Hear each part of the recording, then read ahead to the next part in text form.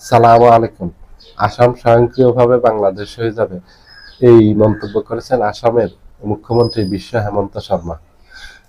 গতকাল আসামের একটা সমাবেশে উনি এই মন্তব্য করেছেন যে আসামে বর্তমানে যে জনসংখ্যা আছে তার 40% হলো বাংলা ভাষাভাষী। আর যদি 10 ভাগ বৃদ্ধি পায়, মানে 50 ভাগ হয়, তাহলে আসাম স্বয়ংক্রিয়ভাবে বাংলাদেশ হয়ে যাবে। যেভাবে বাংলা ভাষাভাষীর সংখ্যা আসামে বৃদ্ধি পাচ্ছে, তাতে করে বাংলা ভাষাভাষী এই মেজরিটি এখানে চলে আসবে। আসলে আর এটা নিয়ে স্বাধীনতা সংগ্রাম করতে হবে না, এমনিতে বাংলাদেশ হয়ে যাবে, এটা বাংলাদেশের সাথে যুক্ত হয়ে যাবে। এটা নিয়ে ভারত সরকার উদ্বিগ্ন, কেন্দ্রীয় সরকার, এবং এই বিশ্ব হেমন্ত শর্মা আসামের মুখ্যমন্ত্রী, তারাও খুব উদ্বিগ্ন। তাদের উদ্বিগ্ন হওয়ার অনেক কারণ আছে, কারণ আসাম সহ 7টা অঙ্গরাজ্য 7 সিস্টার্স বলা হয়, সেই 7 সিস্টার্স দীর্ঘদিন থেকে স্বাধীনতা আন্দোলন করে আসতেছে। আর এটার জন্য প্রধান অভিযোগ করে আসতেছে যে বাংলাদেশ এই স্বাধীনতা কর্মীদেরকে অস্ত্র, অর্থ দিচ্ছে, সামরিক প্রশিক্ষণ দিচ্ছে, এবং এটার সাথে চীন, পাকিস্তান জড়িত আছে। আর সরাসরি ভারতের আইএসআই বা গোয়েন্দা সংস্থা যেটা আছে, আইএসআই বলা হয়, সেটা সরাসরি জড়িত। তারা এই অর্থ, অস্ত্র, প্রশিক্ষণ এগুলি যোগান দিচ্ছে, বাংলাদেশকে রুট হিসেবে ব্যবহার করতেছে।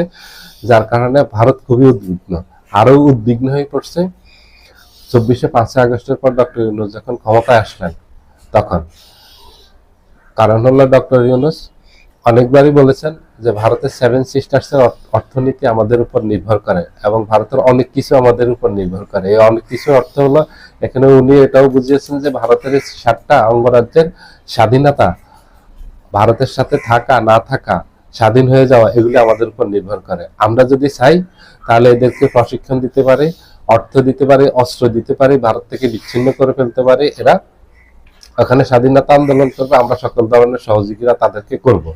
এটা হলো ডক্টর ইউনূসের কৌশলগত একটা ভারতকে হুঁশিয়ারি ছিল। ভারত এটা বুঝছে। তখন ভারত একটা প্রতিবাদ জানিয়েছিল গত বছর, যে উনি এই বক্তব্য কেন দিয়েছেন এটার ব্যাখ্যা দিতে হবে। ভারতীয় গণমাধ্যমে ব্যাপক শোরগোল শুরু হয়েছিল তখন। আমাদের এই দেশীয় সংবাদ মাধ্যমে এগুলি তখন ব্যাপক আলোচিত হয়েছে, জনগণের মাঝেও ব্যাপক আলোচিত হয়েছে, এগুলি রাজনীতিবিদদের মাঝেও ব্যাপক আলোচিত হয়েছে। নতুন করে এটা আবার আলোচনায় আসছে। ভারতকে আবার নতুন করে আতঙ্কিত করে তুলছে। 12 তারিখে ওসমান হাদিকে গুলিবর্ষণ করার পর 14 তারিখে যে সর্বদলীয় ঐক্য সমাবেশ হয়েছে শাহবাগ মোড়ে ইনকলাব মঞ্চের মাধ্যমে, সেখানে হাসনাত আব্দুল্লাহ প্রকাশ্য ঘোষণা দিয়েছেন যে ভারতে যেসব সন্ত্রাসী আশ্রয় নিয়েছে তাদেরকে বাংলাদেশের হাতে ফেরত দিতে হবে। ভারতের সন্ত্রাসী বলতে বুঝেছে আওয়ামী লীগকে, কারণ আওয়ামী লীগকে সন্ত্রাসী সংগঠন হিসেবে নিষিদ্ধ করা হয়েছে। এই নিষিদ্ধ সংগঠনের এই সন্ত্রাসীদেরকে বাংলাদেশের হাতে হস্তান্তর করতে হবে। ওসমান হাদিকে যারা হত্যা করছে তারাও ভারতে পালিয়ে গেছে, তাদেরকে বাংলাদেশের হাতে হস্তান্তর করতে হবে। শেখ হাসিনা, কামালকে বাংলাদেশের হাতে হস্তান্তর করতে হবে। বাংলাদেশকে ভারতের সাথে শত্রুতা বন্ধ করতে হবে। আর যদি এগুলি বাংলাদেশ না করে তাহলে 7 সিস্টার্সকে আলাদা করে দেওয়া হবে, একদম প্রকাশ্য হুমকি দিয়েছে।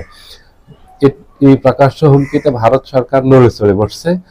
সাথে সাথে ভারত সরকার তার পররাষ্ট্র মন্ত্রণালয়ের মাধ্যমে বাংলাদেশ সরকারের কাছে প্রতিবাদ জানিয়েছে যে এই বক্তব্যের ব্যাখ্যা দিতে। তখন পররাষ্ট্র উপদেষ্টা এটা ব্যাখ্যা দিয়েছেন যে এটা আমাদের সরকারের দায়িত্বশীল কেউ বলেননি, এটা সরকারের বাহির থেকে বলছে, এটা রাজনৈতিক বক্তব্য, এটা যে কেউ দিতে পারে।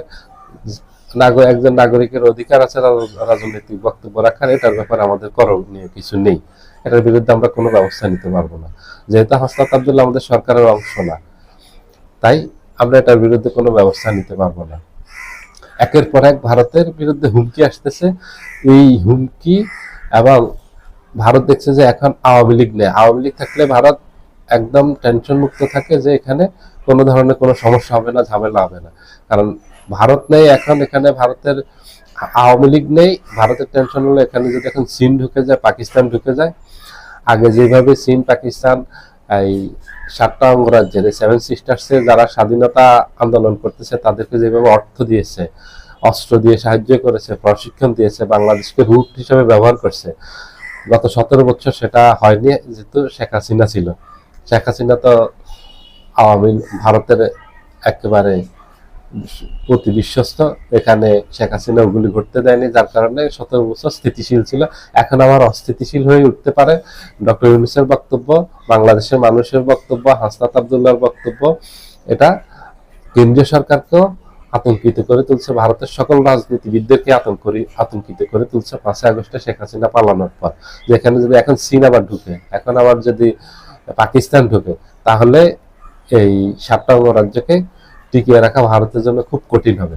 এই জন্য ভারতের রাজনীতিবিদরা, সরকার এটা নিয়ে টেনশন এবং বিভিন্ন সময় বিভিন্ন বক্তব্য দিচ্ছেন। বিশ্ব হেমন্ত শর্মা এই বক্তব্য কোনো সাধারণ বক্তব্য না, এটা একটা গুরুত্বপূর্ণ বক্তব্য, এটা বিচ্ছিন্ন কোনো বক্তব্য না, এটার একটা গুরুত্ব আছে। যে এইভাবে, কারণ ওখানে অনেকগুলি সংকট আছে, বাংলা ভাষাভাষীর সংখ্যা বাড়লে একসময় এটা স্বাধীন হয়ে যাবে, তাতে কোনো সন্দেহ নাই। আবার এখানে স্বাধীনতার আন্দোলন চলতেছে।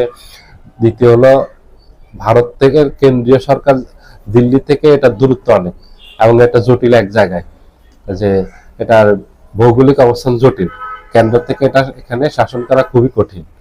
নানানমুখী সংকট আছে, সমস্যা আছে, যার কারণে ভারতও ভীত। একটার জন্য না, শুধু ভারত সরকার ভীত, অনেক কারণেই ভীত। সবাই ভালো থাকবেন, আল্লাহ হাফেজ।